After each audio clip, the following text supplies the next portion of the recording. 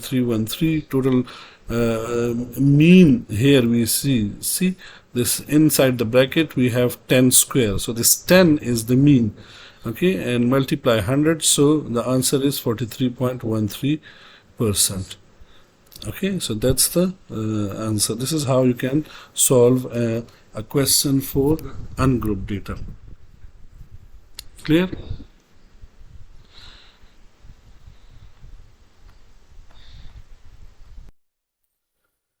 Now, similarly, we have this group data set. So suppose if we have a group data set, how can we find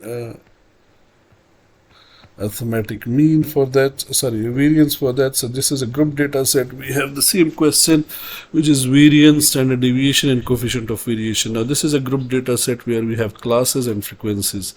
Classes are from 5 to 12, 13 to 20, 21 to 28, 29, 36, 37 to 44, and 45 to 52. Now frequencies, concerned frequencies are 2, 5, 8, 12, 7 and 3. Now first of all we'll complete this table. How we will complete the table? We'll write this. I'll just zoom out it. So now let's see, we have classes. You can just copy it from the question, then frequency. Now the important thing is x. Now what is x? X is the midpoint. You already know that you have to add upper class limit plus lower class limit equal and then divided by 2. You will get 5 plus 12, 17 divided by 2, 8.5. Similarly 13 plus 20, 33 divided by 2, 16.5. You can do it for the rest of classes, but see, there is a very easy way. I've explained that also in class, that first you find the difference between 16.5 and 8.5, which is exactly 8. Now add 8 with 16.5, so that will be the next class mark. So that is 24.5, 32.5, 40.5 and 48.3, I think. Yes. Sorry, 48.5. Now the next is easy. You have to, for fx, we have already done it in mean, so you have to just multiply f with x. 2 multiply 8.5, 17, 5 multiply 16.5, 82.5, 8 multiply 24.5, 196, and so on. Now this is a very tricky, this last column, because see, most of the student they take this last column square. Fx, they take, like here we have fx 17, so they take square of 17. That's wrong, because see, if you take 17 square, so it means this is f square and x square, but we need only fx square. So there are different ways to find, but the easy way is that, see, we have this fx column already. We again multiply it. See, I have mentioned the arrows. Fx again multiply with x, so this will be fx square. So it means 17 multiply 8.5, 144.5. That's wrong. If you take 17 square, 82.5 square, that's wrong. You have to multiply 17 again with x. So 17 multiply 8.5, 144.5, 82.5 multiply 16.5, 1361.25, 196 multiply 24.5, 4802.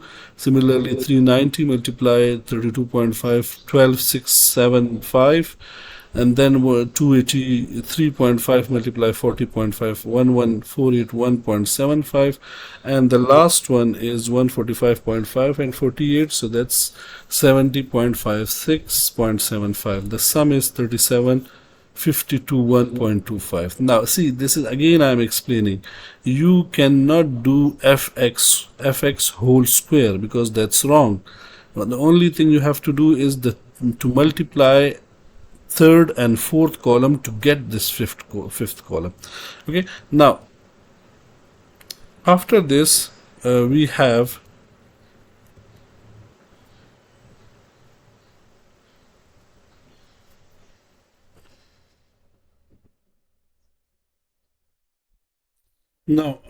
after this we have to put those values. Variance of x is equal to summation x squared divided by summation f minus summation fx divided by summation f whole square. Now I am putting the values 37, that is summation fx square, from the table. 3752 1.25 divided by 37 minus 1114.5 divided by 37 whole square. So the division is 1014.1, and this 30.12. Remember, this is mean inside the bracket without square. That's the mean, because later on we'll be required that. So the difference is 106. Variance. Now see, variance is always a positive value. You can never have a negative value for variance. I'll be giving you a question where all values are negative, but still you will get a positive variance, okay, positive value for the variance. Now the standard deviation, as you know, that's the square root of variance, which is 106.89. So just take the square root, which is 10.38. Now coefficient of variation, standard deviation divided by mean, multiply 100. Standard deviation, you can get it from here, but mean is already there. Look, here we have mean, this 30.12. That's the mean, okay? So if you do the calculation, we can get the answer 34.232 in percentage form. So these are the questions, okay? What type of questions I may give you in exam that we will be discussing in class. If it is MCQs, now look for standard deviation. I may give you, for coefficient of variation, I may give you value of standard deviation and mean. You can find coefficient of variation. Similarly, I may give you coefficient of variation value and standard deviation, and you have to find mean. So again, you have to use the same formula. Now there is one another thing. These are called properties of variance. So that is here, like this one. These are known as properties of variance and standard deviation. Now, as you know, variance is known as, like, variance is used for variable. Like suppose we have all same values, like 3700 times. So if the values are not changing, they are constant. So then there will be no variance for that. So variance of A means variance of a constant. Like we have 100 times 6. But see, there is no change in that, so there will be zero variance. So variance of a constant is 0. The example is variance of 6 is 0. Variance of any number is 0. Similarly, variance of ax is equal to a square variance of x. It means anything you are taking out from variance, so you will take square. Like suppose we have variance of 6x, so that will be 36 variance of x. Now variance of ax plus b for linear equation, again it will be a square variance of x, because a can come out from variance, but b is a constant. Example is 6x plus 5, so that will be 36 variance of x. Remember this last one, variance of x plus minus y, whether you have plus or minus in between two variable, if you apply variance, so that will always convert it into plus. These are properties. I may ask you different questions regarding this, so these are very important. Similarly, standard deviation properties, if you know variance properties, standard deviation properties are very simple, because you have to just take square root of that. So standard deviation of a constant is 0. Standard deviation of ax is equal to a standard deviation of x. Standard deviation of ax plus b will be again equal to a standard deviation of x, because standard deviation of b is constant. And last one is standard deviation of x plus minus y, so we cannot write it separately. You have to take one square root, and that will be under, that will be, you will have variance of x plus variance of y. These are the properties for variance. Now what I'll do, I'll give you one question, two questions in fact, for variance and standard deviation, and I'll ask you different questions regarding that. Okay, like you have to find variance, standard deviation, coefficient of variation. How can you find that? I can add some values regarding this. Okay, so that will be also a part of your exam.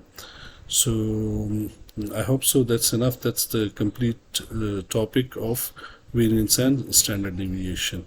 One last topic is about skewness, okay, bell shape and kurtosis. So that's the last topic, and that I'm going to include it in my next video, inshallah. Okay, see you then, inshallah.